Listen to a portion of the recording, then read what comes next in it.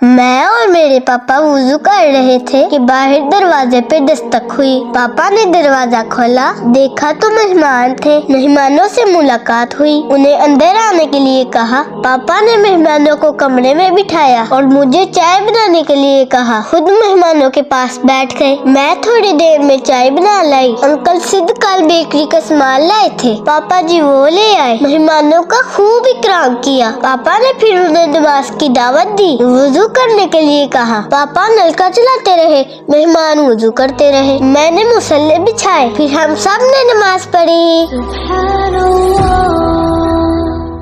बेगम ये देखें, मेरी ऐनक फिर किसी ने तोड़ दी है। नहीं ज़ैनब के पापा, भी तो मैंने देखी थी, बिल्कुल ठीक थी। कहाँ ठीक है बेगम, ये देखें एक टांग तो इसकी टूटी हुई है। हैं? ये किसने तोड़ दी है? बेगम खुदा के लिए मेरी ऐनक ना किसी ऊंची जगह पे संभाल के रखा करें। ऊंची जगह पे रखी थी ज़ैनब के पापा। फिर भी टूट गई ना। सॉरी ज़ैनब के पापा। पापा जी आपकी ज़ैनब ने तोड़ी होगी। नहीं दुआ, उसने क्यों तोड़नी थी भला? मोहम्मद भाई ने तोड़ी होगी। नहीं दुआ, उसका तो वहाँ तक हाथ ही नहीं पहुँचता। ज़ैनब के पापा कहीं दुआ नहीं ना तोड़ी हो। आफो जी मेरे पीछे पड़े रहते हो सारे, ये लो पकड़ो अपनी टांग।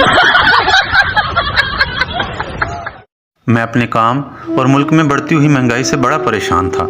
रातों को नींद नहीं आती थी, दिन को सोचता रहता था कि छोटे छोटे बच्चे हैं, कहाँ से खिलाऊंगा इनको, और समझ में कुछ नहीं आता था कि करूं तो आखिर क्या करूं। इसी दौरान अल्लाह ताला ने मेरे दिल में एक बात डाली। मैंने अपने मोहल्ले के मौलाना साहब को फ़ोन किया और उनको सारी बात बताई। उन्होंने मुझसे सवाल किया कि आप रोज़ा रखते हैं? मैंने कहा जी रखता हूँ।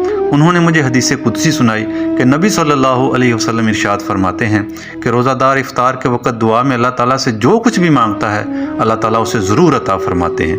ये हदीस सुनकर मुझे इतनी खुशी हुई कि मैंने उसी दिन इफ्तारी के वक़्त अल्लाह ताला से अपने काम के लिए दुआ की। तो अगले दिन ही मुझे फ़ोन आ गया कि आप अपने काम पर वापस आ जाएं।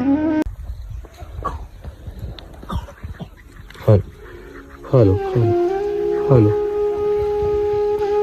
दोस्तों, रोज़े मुसलमानों के लिए हैं, हैवानों के लिए नहीं। इसलिए खुद भूखा रहें, लेकिन अपने जानवरों को भूखा ना रखें। दुआ, आपको नहीं पता नबी सल्लल्लाहु अलैहि वसल्लम ने इरशाद फरमाया, अलगिनाउ युनबितुन निफाक फिल क़ल्बि।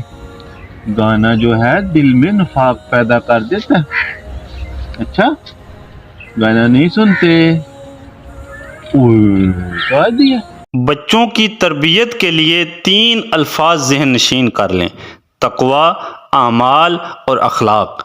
तकवे में 3 चीज़ें सिखाएं बच्चों को: अल्लाह की पहचान, अल्लाह से प्यार और अल्लाह का खौफ। आमाल में भी 3 चीज़ें सिखाएं बच्चों को: कुरान का पढ़ना, नमाज का सीखना और दुआएं याद करना। अखलाक में भी 3 चीज़ें सिखाएं बच्चों को: बड़ों का अदब, छोटों से प्यार और गलती पे माजरत। पापा जी खाना लेते आए। पापा जी खाना लेके आए। खाना लेते आए। आ रहा हूँ बेटा, थोड़ा सब्र करो।